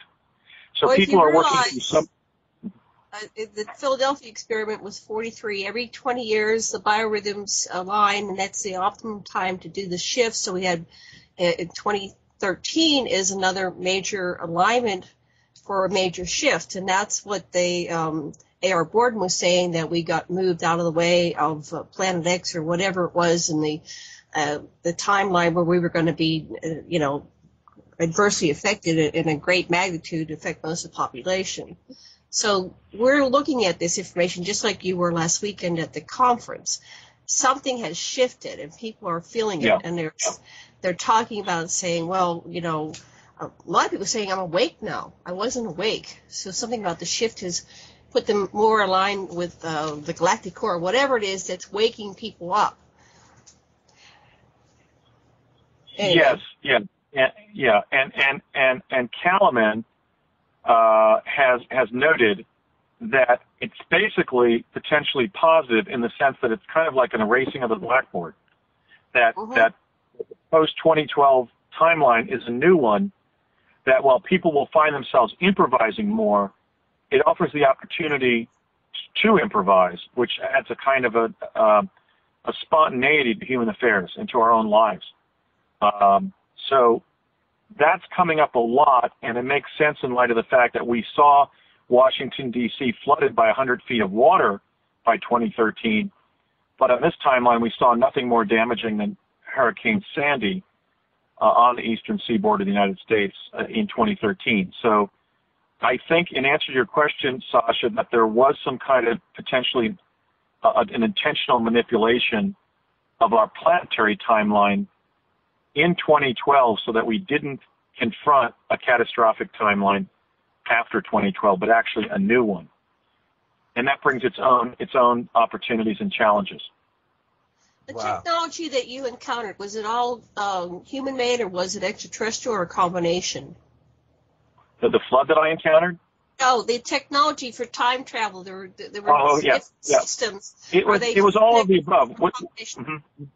Yeah, go ahead. What they did is Project Pegasus was basically a big intelligence funnel into which they put, for example, ancient technology like time travel technology, or what they thought might be time travel technology from the Sumerian, Babylonian, Egyptian epochs of human civilization. They put foreign technology from the Nazi German and Soviet Russian time travel experiments, like the Nazi Bell, and Soviet teleportation, which was ongoing, those R&D activities. And then the works of extraterrestrials, where they could reverse engineer parts of extraterrestrial craft, like the Montauk chair, which is basically a magnetic transducer that bumps human consciousness forward, which, excuse me, which an extraterrestrial pilot would have to do to pilot an ET craft interstellarly. They'd have to know where they were going before they went there. So we reverse engineered that and basically placed it in the Psi Lab as a way of seeing your own future in a more enhanced way. And then also just the works of contemporary geniuses like Nikola Tesla on teleportation, and then Father Pellegrino Ernetti, Agostino Gemelli, and Enrico Fermi in the case of the chronovisor. And then the works of contemporary, literally real-time research from people like Dr. Sterling Colgate in evolving the plasma confinement chamber. So it was pretty much a catch-all or a catch-pot that they put any lead, any evidence or data or technology that could possibly lead to the derivation of a time travel capability. So by 1970, they had a spectrum of 8 modalities of time travel that they were using to do different forms of time travel. Wow. Psychic, astral, physio-virtual, and physical. Well, before we end, we do want to talk about your presidential campaign, but what would you like to say about our first topic here before we switch to that? Well, just that I'm telling the public about what I know about time travel and the derivation of it in the early 70s, because I believe that the people of the United States, indeed the world public, has a human right to the common heritage of humankind. We used to call it mankind, but now I think humankind is more appropriate because we're recognizing, as the first peoples of this continent did, that women hold up half the sky. So, but nonetheless, I believe it's the common heritage of humankind to know how advanced technology has gotten in our past and present. And so that's what's motivating me. It's not a desire to have everybody time traveling, because as I've said many times on my Facebook group, which I would recommend all of your listeners to join, which is called Project Pegasus, if we were to have the mass public engaged in mass time travel on mass timelines, we would have chaos just from people trying to opportunize what they know about the future. For example, imagine how screwed up the financial markets would get and the damage it would do, for example, to startup enterprises if people were playing initial public offerings just by being able to identify which IPOs were the next Microsoft and Apple corporation. Yes. You know? So I'm not advocating mass time travel, and in fact, I'm advocating secret time travel continuing to go on within the U.S. government, because I believe that we are the greatest nation on earth, and if anybody's going to get that intelligence derived from time travel to the past or future, as long as we can democratize the situation from where it is now and turn our great country away from the transition from democratic capitalism to fascism that it's on and move it back to the direction it was going earlier in the last century, which was transitioning from democratic capitalism to new forms of socialism, I think we can rescue the American experiment and trust the American government with that information. But if we let the mass public time travel, we're going to develop even sharper gradations, for example, of wealth stratification, and that's not going to be beneficial. But what I'm speaking out for, what I'm advocating is in the wake of these revelations about time travel is once everybody understands that I'm telling the truth and that these technologies actually exist within the U.S. defense community, and if they haven't been employed, we need to take them out of mothball.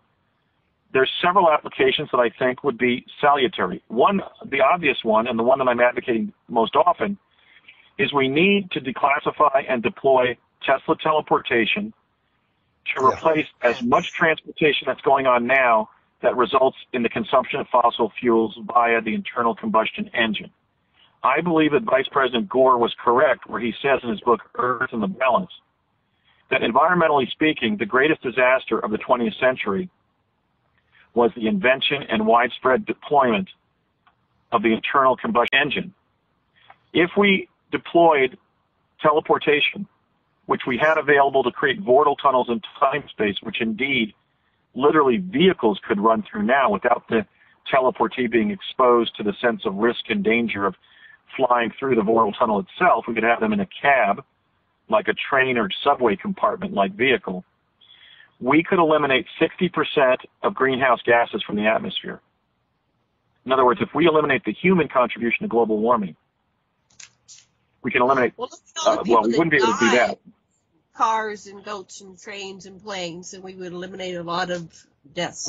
I kind of erred in describing what we would interdict with teleportation. We would eliminate 60% of the human contribution to global warming. So if you isolate all the human sources of greenhouse gases, getting rid of fossil fuel-based transportation, because we would implement free energy driving Tesla teleports to allow people to teleport in time-space, would allow us to obviate 60% of human greenhouse gas emissions, which is huge.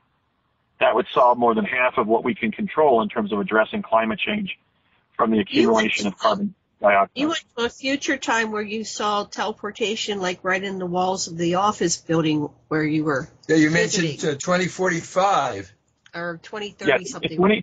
In the 2045 I was sent to via a Stargate, which is nothing more than an advanced Tesla teleporter that was on the gymnasium floor at the Cerritos Cultural Center in Cerritos. I went to a location of an intelligence community building and in an industrial park in the American Southwest.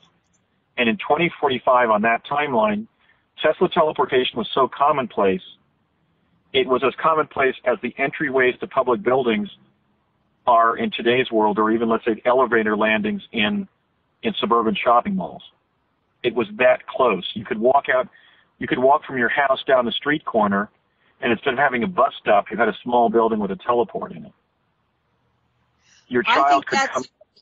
That's an indication that you win the presidency somewhere here, because you're the only one that's bringing this for the forefront. Correct. Well, there's colleagues that are doing it too, Janet. Yeah, but I'm talking about Andy has spearheaded this movement. Yeah. And that you saw that future, and that means that's going to come to pass. So it becomes that commonplace by 2045. Oh. That's fine. And the people I met at that building were very relaxed and healthier than people are today. So let me describe the two other positions that I've taken in my presidential campaign that are most popular. When I meet people at conferences or I chat at my campaign group on Facebook, which is Andy 2016 ! Or at my time travel group, Project Pegasus, I've learned that three of my positions that are most popular are not only the declassification and deployment of Tesla teleportation for real-time transport, but my tax proposal, the one tax where I'm going to be proposing as president that we eliminate all taxes and impose a single tax, just one tax, which would be a 1% tax on bank withdrawals from federally insured banks and credit card charges to accommodate that. If we did that in 2013, it would have raised $52 trillion, and that would have been the only way that the public was taxed and that companies were taxed. That's very popular, especially among financial experts and economists who can see the wisdom in it. It's a functional tax scheme that would cause mass prosperity in the United States of America that would spread to the rest of the world once other countries adopted what I call the one tax. So I'm going to be putting out a short tome to explain how the one tax would work.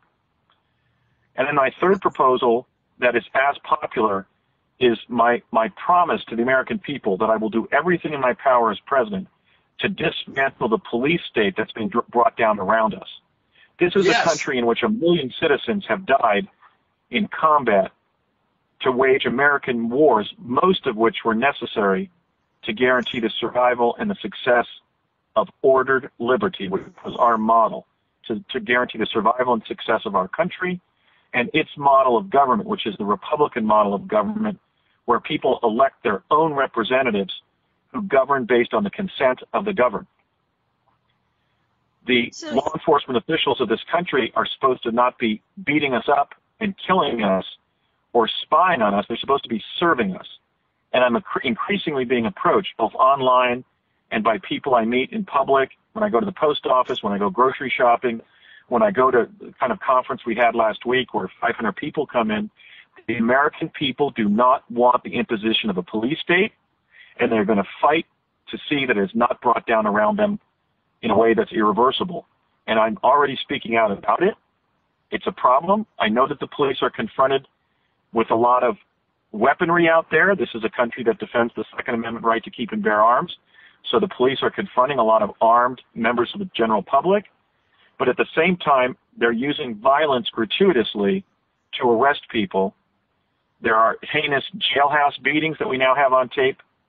And they're almost looking for an excuse to do body slams where they're arresting somebody out on some kind of pavement, like the sidewalk or a road, a highway, freeway. That's not acceptable. And so we have to have a national movement to repeal the Patriot Act and repeal the NDAA and find a way to defederalize and demilitarize our local and state police forces. People forget that when the FBI was founded, there was concern that we should have a national police force. Now we have a militarization and a federalization of that militarization of local and state police forces. The local and state police forces are equipped with weapons of war, including armored personnel carriers and advanced firearms. And as president, I will wage a war on the police state that at a minimum in my first week in office will involve an executive order by the president to have all local and state police departments surrender their weapons of war to state-based or National Guard-based Army arsenals where those types of weapons should be housed to protect the country from foreign invasion, not to impose totalitarianism on the American citizenry. So that brings me to who's really in charge of this planet. You were talking at the beginning of this show about Obama, and he seemed to, had a lot of good things coming, and then he got into the White House and he changed his personality and his perspectives. Who's doing that? I think that he was threatened, and his kids were threatened. He was threatened with his own life and his children. He had to kowtow and follow suit, just like everybody before him. What's going on? Who do you think's really in charge of the planet? Is it the Illuminati, and who are the Illuminati? Well, there's three definitions of the excuse me. There's three definitions of the Illuminati. And let me just say in prescript, they all don't describe what the Illuminati does, nor does the power that is controlling our government. Neither is it the Illuminati either. The first definition of Illuminati is Jay Widener's claim that the York Rite of Freemasonry was created to found the United States, to use the United States to put a human presence back on the planet Mars, hence the Great Pyramid being featured on our dollar bill. There's also the definition given by Anthony J. Hilder, borrowing from the early work in the 1920s by Myron Fagan, that the Illuminati was a political conspiracy to bring about world government at the expense of the sovereignty of the Republic of the United States of America. That also is not the Illuminati. There's also Christopher Everard's claim that the Illuminati is an occult organization in which the royal bloodlines of Europe give themselves royal titles as proxies for demons that appear in the grimoire of King Solomon. While all those groups may exist and have existed historically, the Illuminati, I know from my own work in the mid-1980s for the National Security Agency after I completed the Mars Jumper program, is actually an international club of people who sort of compete to do depraved things. And so they escalate from the kidnapping of a child to the rape of a child to the impressment of the child in prostitution and pornography into killing children and then into cannibalizing their flesh. It's essentially a very, very depraved group of internationalists who come from different areas of international activity. The church, the diplomatic corps, banking, international corporate offices, international political operatives, and so forth. So that's not the group that's ruling the United States. In fact, I know from my own work for the NSA that the NSA and Interpol have been at war with the Illuminati to keep kids off of milk cartons for over 30 years. In fact, the kidnapping of children and their involvement in being house servants and prostitutes, for example, in Saudi Arabia, I know from a former aide to President Nixon has been going on since the 1950s. And yet we still treat Saudi Arabia as an ally despite its apparent perpetration of 9/11 and its ongoing kidnapping of our children, especially young girls, to be raised as concubines and household servants. That's something that I'm going to be addressing as president with the Saudi government, that's going to end, or they're going to pay. But what the force that's really ruling the United States government is much closer to the model that actually the brilliant anti-nuclear activist Loren Murray has described. We basically have a sort of adjacent scholar level of scientists and political scientists. Basically, your Linus Paulings, although he was benevolent, but on the negative side, your Henry Kissingers, your Noam Chomskys, and so forth. And that group of adjacent scholar types gives its advice to the secret societies like the Bilderbergers, Council on Foreign Relations, and Trilateral Commission. And from there, that filters down into the academic level, and then the academia is actually synthesized with the intelligence community. It is not widely known, but it's part of my truth campaign to reveal to the American people that academia and the intelligence community are the same thing, and that in some departments at different colleges and universities around the country, entire departments are filled with CIA agents. For example, the sociology department at UC Irvine has been populated entirely by CIA officers for decades, just citing one department. So that when people are vying to get their PhDs and then some get held on in the faculty of that school or are given a teaching assignment at another university, they're actually being brought into the intelligence community as an analyst. So people thinking of earning a PhD should consider that fact that academia in this country has been compromised by the intelligence community. And then the academia-driven intelligence community then organizes plans which are implemented by somebody who serves simultaneously with an intelligence agency and a military agency. So, for example, when I was keeping kids off of milk cartons in the mid-'80s, I was under the NSA, but I was carrying the badge, and I was basically detailed to the Naval Investigative Service, which we now know today as the Naval Criminal Investigative Service. So the frontline intelligence operative or officer is simultaneously listed with an intelligence agency, and then they're given basically a badge or a rank in a military agency. That's what's controlling. Andy, we've run out of time. That was to be continued. To be continued. That was fascinating. Thank you Okay, so that's much. it. We'll have to keep it up another That's the power elite, not the Illuminati. All right. Thank you so All right. much. All right. Thanks for having me on. Thanks for coming on. Bye, everybody. Make aloha. Make